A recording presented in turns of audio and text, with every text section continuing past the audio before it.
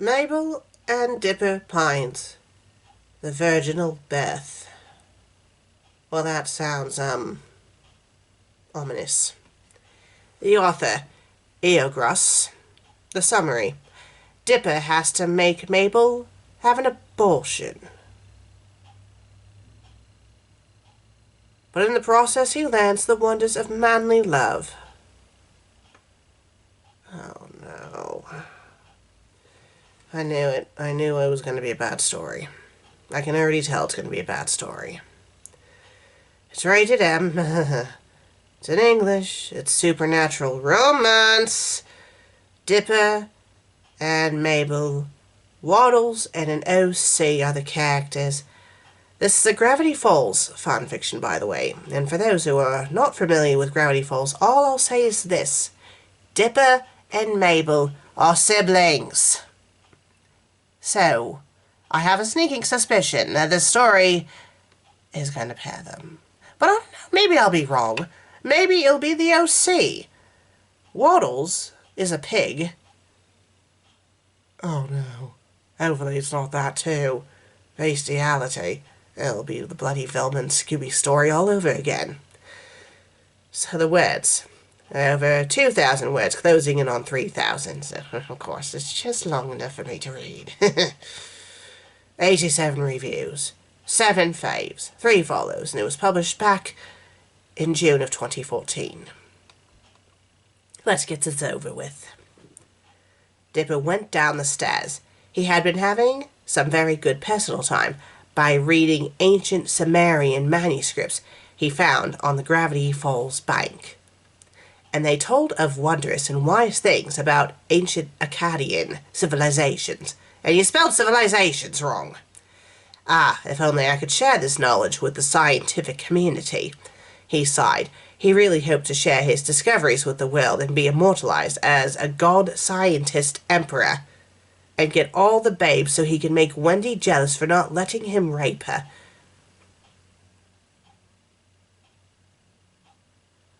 But alas, such tomfoolery would have to wait. He went down the stairs because he was really thirsty. All that reading of desert city texts made him envision the wondrous waters of the Tigris and Euphrates, and made him want to crave fig juice. So he walked right down the stairs and...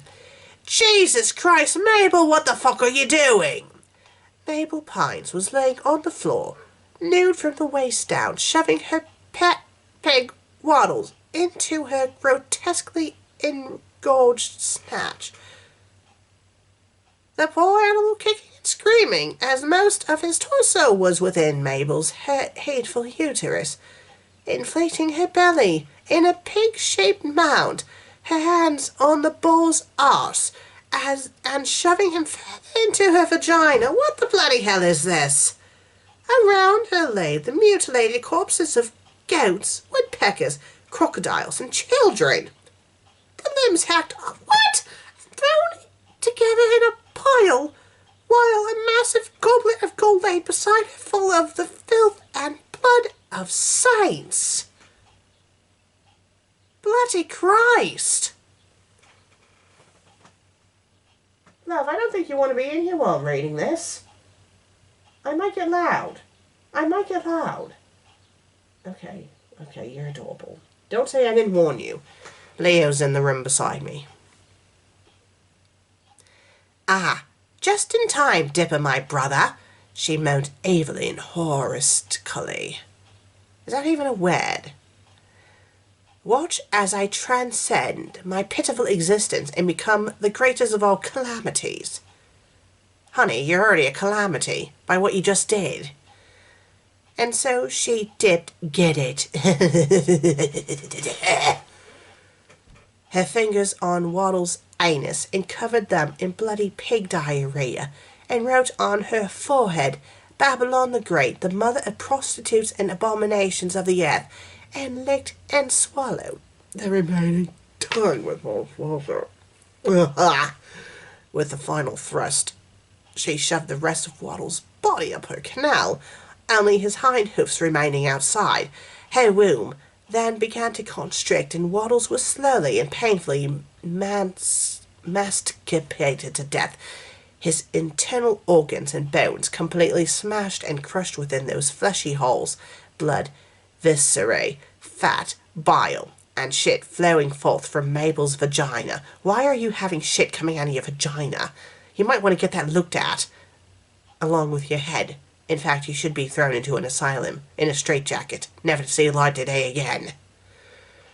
As the pig was destroyed, Mabel moaned with much hatred and pleasure and bobbed her head wildly like Animal in the Muppet movies. Don't ruin the Muppets for me, please! Screaming in eldritch tongues obscenities against existence.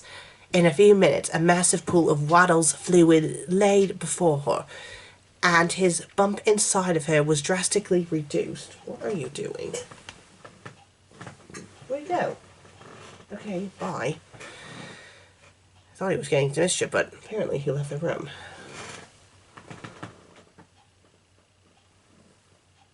Alright, well, I'm sure if he gets into something, I'll hear it. Did I read all that? Oh yes, I did. It was so bloody... Oh yes, so. Waddle's hooves came inside, and the dead pig was completely within Mabel's universe. Now, Dipper, my twin, I am pregnant. No, you're not. No, shoving a corpse inside of your crotch does not magically make you pregnant. That's not... No, that's not how that works. That's not how that works. You don't shove something...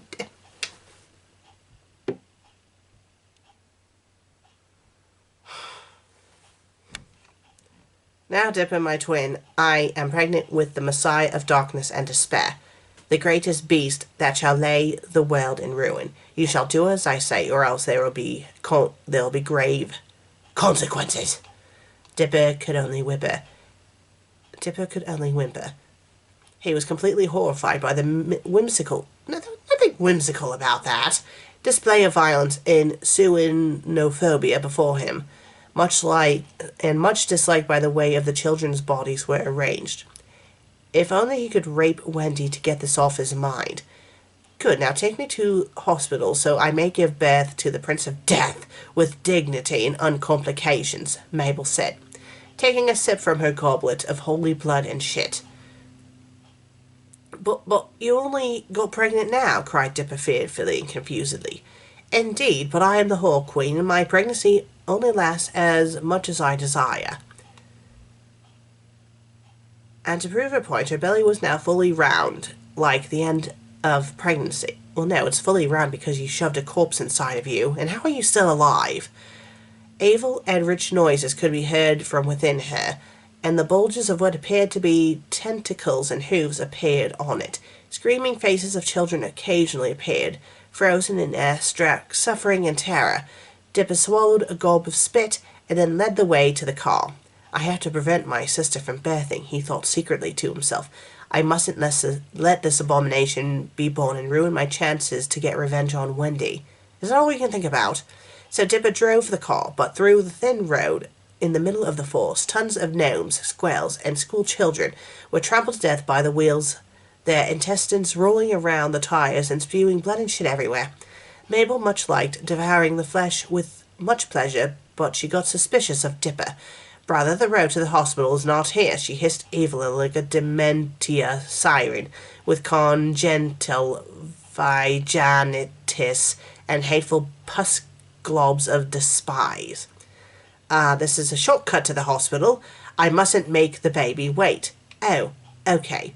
But Dipper was lying.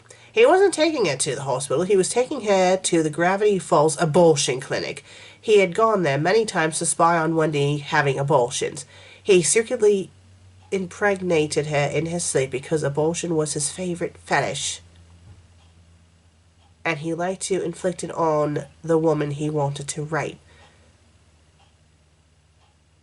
But you're already raping her if you're impregnating her. And how is she not waking up to him doing all this? So after a few minutes, they arrived at a massive clearing with a large unasphalted parking lot, full of red dust from fetus blood. The abortion clinic was a simple wooden building made of rotten wood that was falling apart, with a huge flashing neon letters saying Gravity Falls Abortion Clinic, 100% discount for non-white babies. Dipper, I don't think we're in the hospital, grunted Mabel. No, Mabel, we are in the hospital. The letters, they are out of order. So it's Gravity Falls Hospital, spelled backwards. No. Backwards is, see ya, Bob. I'm not even going to bother trying to say this. Just then, a huge flash of cancerous light appeared, and out of it came an ugly-looking perv man with green and gold clothes and stupid horn apparatuses on his helmet. Loki! Baby. Yeah, fuck me, moaned Loki horribly, humping the air like a Jesus-ravaged guide-maid. Let's just go inside, Mabel concluded. So the twins entered the devil and ugly building. Inside, there was a small reception room. The seats were all moldy and covered in fungi and lichens. Rats, lizards, and centipedes run around everywhere, eating the remains of previous abortions. A small flickering bulb illuminated the place, and in the reception cabin was an old man full of warts, tumours, and abscesses oozing putrid, not-crit pus, with broken glasses, bloodshot eyes, rotten yellow teeth, and wearing a dirty white lab coat full of diarrhea stains and brown trousers full of mould and obnoxious vomit. Good evening, he hissed deafily. I take you're our clients. Lovely grammar there. Yes, my sister is in desperate need of a release, said Dipper, choosing his emphasis carefully. Ah, yes, I can see that, the devil man said, flicking his forked reptile tongue lustfully at Mabel. Shall we go in? My brother must come too. He must witness the triumph of darkness, grinned Mabel satanically. Indeed, he shall do more than just watch. Dipper didn't like the implication one bit, but before he could protest, the good doctor opened the door of the operation room, and Mabel grabbed his arm and dragged him in there. My God, what have I done? Whimpered Dipper to himself in thought. I should have never come to this clinic. The abortion operation room was in no better state than the rest of the building. All the equipments and machinery were severely rusty and dirty. The computer monitors were severely decayed and full of moss, and the tools were embedded in blood and shit crust. Pools of stagnant, shitty water were spread all across the floor, and the only unurinated and undamaged thing in the place was the two massive hellish red lights that illuminated the room. The air was thick and humid, with severe rotten stench that made Dipper gag and vomit his stomachal contents. French fries, burritos, elephant cum. What? Ugh! What? Ugh! What? Undignified rotten nipples and Oreos. Mabel eagerly sat on the operational chair, immediately, they spelled immediately wrong, taking out her pants.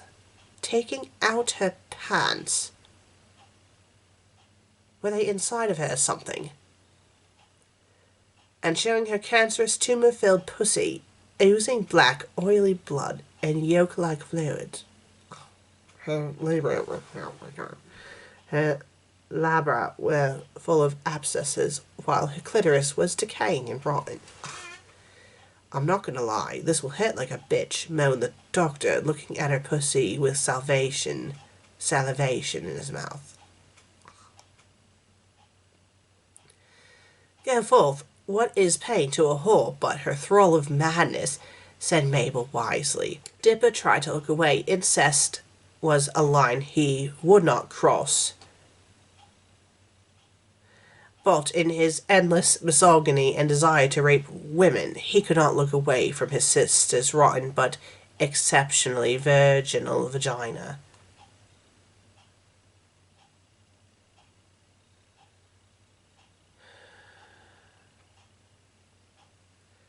As the machine approached the pussy, and the serrated, shit-encrusted blades touched the hatefully carcinogenic labia and bathed themselves in the putrid liquids. The animalistic sexuality instincts of a man began coursing through his veins. His heart began to beat faster. His blood began to run more rapidly. His cheeks became rosier and blushing, spelled blushing wrong, his penis began to erect. Of course it did. Of course it bloody did. Not before long. He was a most morose, drooling retard, his 1-inch prepubescent cock finding itself tight in his blue trousers and polka dot panties, which the hungry sexuality dick had slipped out of, and was now touching the zipper, the beautiful soft penis head bruising against the cold hard metal. So, with his mind shut off and his zoological drives in control, he took off his pants, revealing his sexual organ to the world, lacking no shame or publicity. "I see you like pussy. Of your own sister," cackled Mabel crudely. Just then, Dipper's mind snapped back to normal, and he was feeling very ashamed, trying to cover his wondrous and hot man lavender fruit. "I see this person read The Forbidden Fruit, The Temptation of Edward Cullen. Either that or this person watched the old web series where Meg had to read those awful stories. 'Cause I've seen that lavender man fruit reference before." But the doctor grabbed him and put him on his crotch. "Now, you're going to see what a real man is," said the doctor lustfully. Dipper was terrified and tried to turn his head away, but the doctor zipped his pants and revealed a huge 17-inch cock that he rubbed against Dipper's face, covering it in pre-cum. Dipper was amazed. He never knew men were so attractive and sexy, and the doctor's strong, manly musk filled his nostrils with pure masculine pleasure and arousal. His penis darted like the mighty lance of Tyre upon Fenrir's foul mouth, and he inhaled and savoured that fine man's smell, filling his lungs like powerful clouds, and nothing until that point had felt more natural and right. "Doctor, your wondrous phallus is very sexy in my face," moaned Dipper hoarsely, rubbing his cheeks and nose against the powerful doctor erection. Full of pleasure and desire, Dipper licked the shaft, and the doctor moaned. He licked all over the underside. Then he went down to the balls, inhaling that powerful odor as the pubic hairs brushed against his face, licking those tasty, huge, succulent balls, and they couldn't even spell balls right, kissing them, wriggling them about with his tongue, sucking them. They were almost as big as his mouth, so he salivated a lot and made them all the more delicious. "Oh, my boy, you're the best ball sucker this side of Oregon," moaned the doctor sexually. Dipper felt very complimented, so he swiftly licked upwards until he reached the powerful penis head, and oh God, it was amazing. The head was huge, almost a fourth of the penis, and so much more tasty than the balls, oozing with yummy pre-cum that Dipper milked. The doctor was circumcised. His dick was a perfect fuck machine, not designed to masturbate, but to have someone else's pleasure, and Dipper gladly took that role, licking the head all over. Dipper was so overwhelmed by lust that he couldn't make it any longer, and he began sucking on that wondrous penis of scientific body, blowing on it like a baby on a rotten mother's teat, with such fervour and passion, moaning into the cock and sending delicious slivers of pleasure up the doctor body. Even though Dipper had never sucked dick before, he was amazing at it, not a single teeth touching the cock head, and the tongue enveloping the underside perfectly. Oh, that's amazing," moaned the doctor, completely lost in reckless abandon. Oh my God. We're almost done. Might as well get it over with. Meanwhile, the machine began stretching Mabel's putrid hatchery of maggots she calls vagina, because the vaginal walls were very rotten and decaying. The endometrium was completely peeled off like banana skins, releasing gallons upon gallons of black neurotic blood that mixed with the shit crusts of the blade. The cervix was completely closed off by a bundle of large chartreuse pus-filled cysts. So when the blades began opening it, they completely burst, making the blood acquire a distinct greenish tone.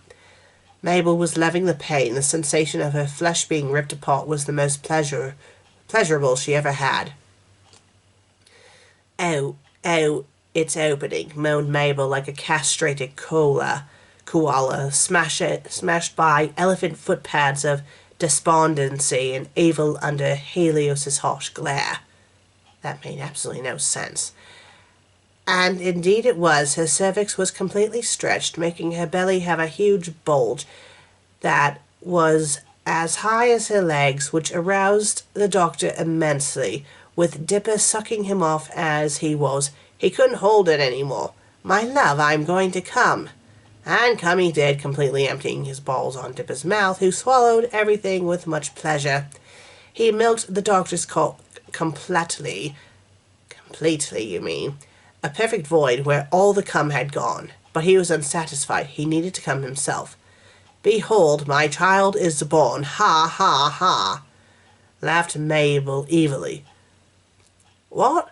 But I sent you here to abort it, to kill," cried Dipper. "That was the plan all along," moaned Mabel hatefully. "I knew that if I went to the hospital, the authorities would arrest me and kill my unborn child after following the trail of murdered saints. So I made it so you carried me to the abortion clinic where I'd be safe. Thank you so much, my brother." Crap, Dipper had inadvertently been the architect of his own demise, had fallen into his sister's evil plan. Now the world would be doomed. He would never have a chance to take revenge against Wendy. So why did he find himself unable to care? By all gods of hell, he is beautiful," said the doctor.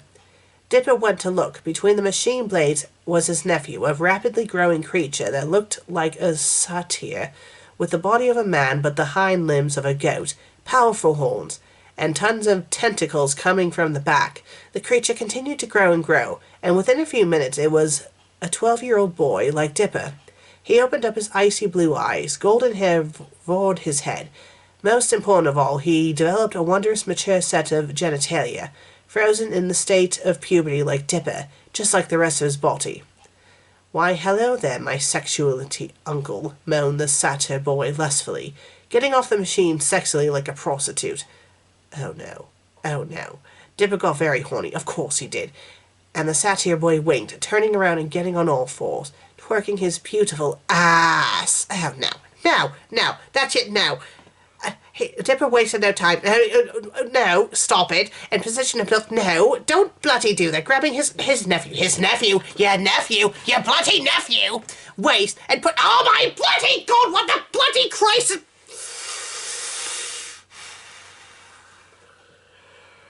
Bloody bestiality. Bloody incest. Everything. Bloody. And pushed his penis inside. He was still covered by Mabel's rotten placenta fluids. So he didn't need lube, of course he did, with the power of flush. Dipper was in, and fucked his nephew in wilderness abandon. Yes, yes, my uncle fucked me good. No, the Antichrist, his own penis erect like a falcon.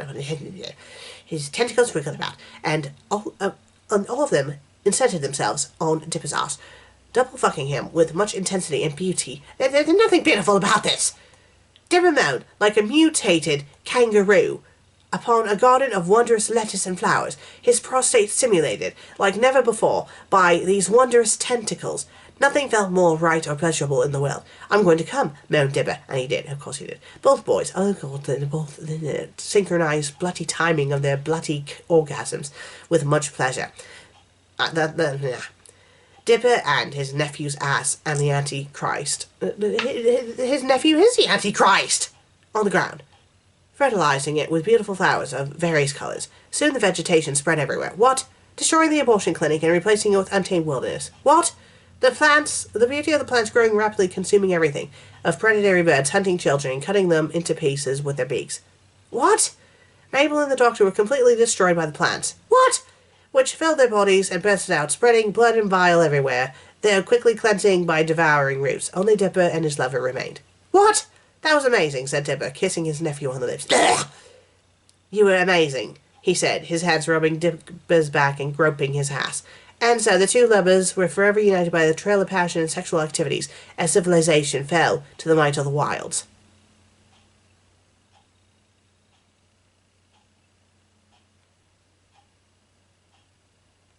That was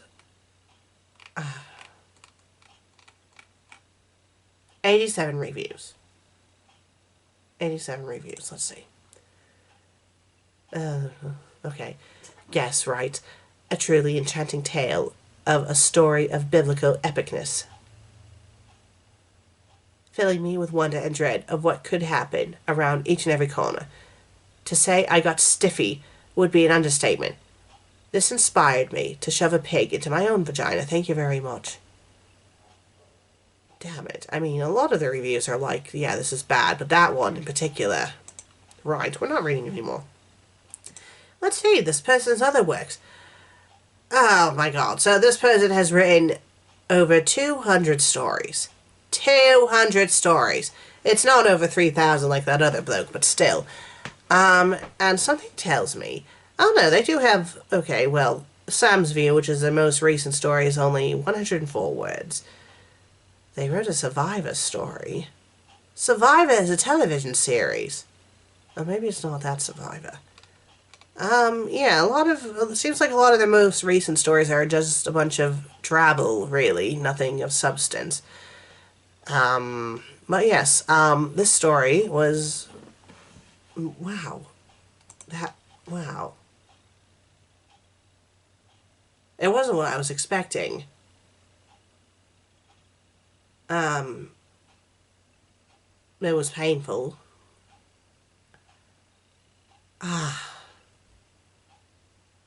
Why do people write stories like this? I mean, why? Why? What compelled you to write this? I mean, it's obviously a troll fic, but my god. You know, it made me think of that bloody, that story I did for the Halloween special. It made me think of that a little bit. Not quite, but a little bit. I guess because of the hawfully and that, all that nonsense and saying sexually all the time. Yes, right. Right. You know, I was going to film more episodes today. This is the third episode I've filmed today. I think I will wisely cease from recording anymore because I don't want to risk going into a weird state of mind like I did that other time, and, you know, I don't want Meg to come back in from mowing to a not-so-nice surprise, so I'm gonna take a break. I'm gonna stop reading for today and make myself some tea and calm down before, you know, I'm just gonna stop this now before things get bad. So yes, thank you all for watching today's episode. If you liked it, I hope you didn't like it because I was disgusting, but if for some reason you did, please be sure to leave a like and leave a comment. And if you haven't subscribed yet, please do, I would greatly appreciate it. I'll see you all in the next episode. Until then, cheerio.